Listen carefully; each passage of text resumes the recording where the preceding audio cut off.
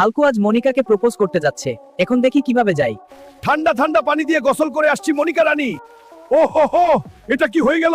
আমার শরীরে একটা লোম কোথা থেকে এলো? ডক্টর সাহেব দেখুন তো, এটা কি হলো? আমার পুরো শরীরে কিভাবে এটা লোম এসে গেল? তোমার শ্যাম্পুতে কেউ কিছু মিশিয়েছে।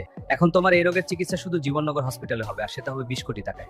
আরে আমার কাছে তো মনিকাকে একটা গোলাপ দেওয়ারও টাকা নেই।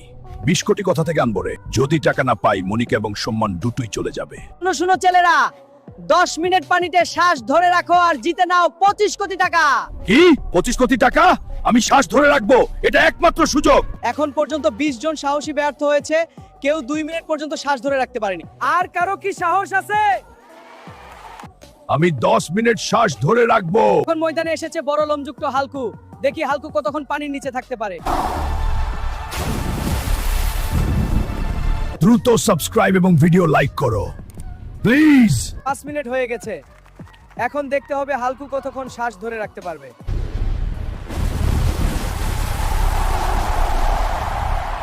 নাও হালকু, তোমার পুরো 25 কোটি টাকা। বন্ধুরা, অবশেষে আমি চিকিৎসা করাতে পারবো এবং মনিকাকে প্রপোজ করতে পারবো।